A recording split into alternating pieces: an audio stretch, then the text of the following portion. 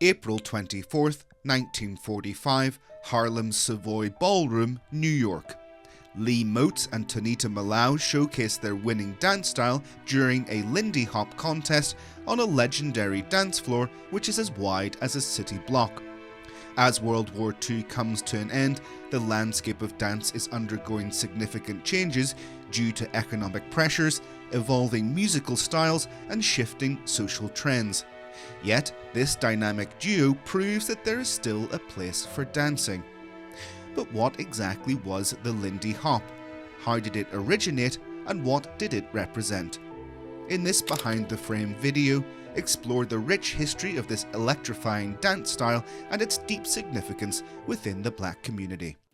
The origin of the name Lindy Hop remains unclear. In the late 19th and early 20th centuries, Lindy was slang for a young woman. The term hop may have referred to swing dancing as early as 1913, used by Texas Tommy dancers for their basic steps. A popular but inaccurate story claims dancer Shorty George Snowden renamed a breakaway dance as the Lindy Hop during a 1928 dance marathon. In this version, Snowden performed a breakaway, impressing the crowd. When asked about his steps, he reportedly called it the Lindy. However, research shows the term Lindy Hop was likely first publicly used in September 1928, months after Snowden's contest. While there is no clear evidence for the name's exact origin, Snowden did contribute to developing the Lindy Hop's basic moves. The name Lindy Hop may be tied to aviator Charles Lindbergh's 1927 flight, as his nickname was Lindy. A reporter likely linked the dance to Lindbergh for publicity. Despite uncertainty about the name's origin, the connection between Lindy Hop and Lindbergh persists in folklore. Lindy Hop began in the 1920s in African American communities, blending different dance styles of the time. Like jazz music, it adapted and evolved naturally in social spaces rather than formal dance schools. Its roots trace back to Charleston, which influenced Lindy Hop's footwork and rhythm. The breakaway dance played a key role, introducing the swing out move and allowing dancers to break apart and improvise. As jazz music changed in the late 1920s, so too did the Lindy Hop. The swinging beat encouraged dancers to add a slight delay to their steps, shaping the dance's unique style.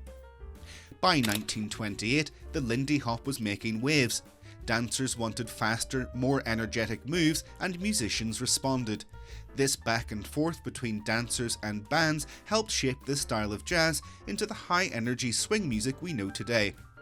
The Savoy Ballroom, the first integrated ballroom in the US, played a key role in Harlem's rise as a cultural hub in the 1920s. During this time, the Harlem Renaissance brought African American culture to wider white audiences. Especially in New York, African American music and dance gained popularity, attracting white visitors and providing income for local businesses. Upper and middle class whites first experienced Harlem's entertainment locally, then through traveling shows, music and films, sparking interest in black culture. However, by the time dances like the Lindy Hop reached mainstream audiences, they were often adapted by white instructors and film studios to fit white tastes. The Savoy Ballroom was central to the popularization of the Lindy Hop in Harlem's vibrant entertainment scene.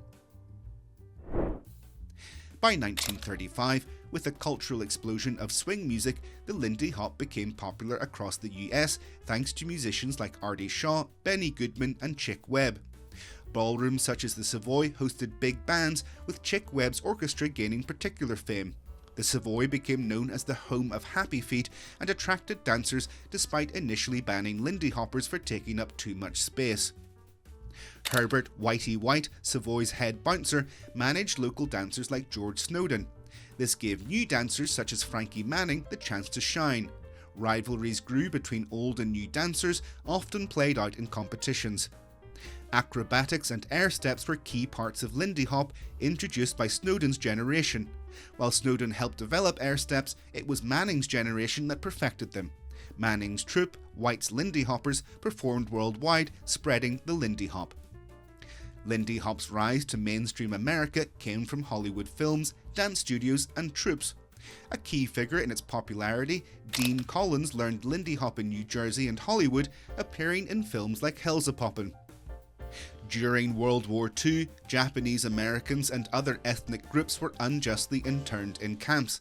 Despite this, Japanese American swing bands formed, bringing comfort and community to fellow detainees with lively music to offer moments of joy amid hardship. In 1943, Life magazine called Lindy Hop America's national folk dance. The Lindy Hop and Jitterbug became symbols of patriotism used by the media to promote military enlistment. Venues like the Hollywood Canteen showcased these dances, fostering a sense of unity and excitement for the war effort. Betty Davis, one of the venue's owners, fought for full racial and sexual integration despite initial resistance. Many top performers were drafted during the war, causing groups like Whitey's Lindy Hoppers to disband. Dancers like Norma Miller performed in California, where clubs off Central Avenue hosted performances and even drag contests. The 1943 Zoot Suit riots saw racial tensions rise in Los Angeles between white servicemen and young Mexican Americans. The riots highlighted significant civil rights issues. In 1944, a federal excise tax on dancing nightclubs was imposed, leading to "No Dancing Allowed" signs across the country. After the war, jazz music shifted with the rise of bebop, and Lindy Hop faded. New music styles like rock and roll took over, and many dancers, including Frankie Manning, adapted to the changing scene. Lindy Hop was mixed with new dances such as East and West Coast swing, and gradually lost popularity. The story of the Lindy Hop is a testament to resilience, creativity, and cultural exchange. From its roots in African American communities to its rise as a symbol of unity during World War II, Lindy Hop connected people across racial and cultural divides. It brought joy in difficult times, both on the dance floors of Harlem's Savoy ballroom and in the camps where Japanese Americans found solace. While Lindy Hop eventually faded from the mainstream as music and dance styles evolved, its legacy lives on as a dynamic representation of American spirit, identity, and history.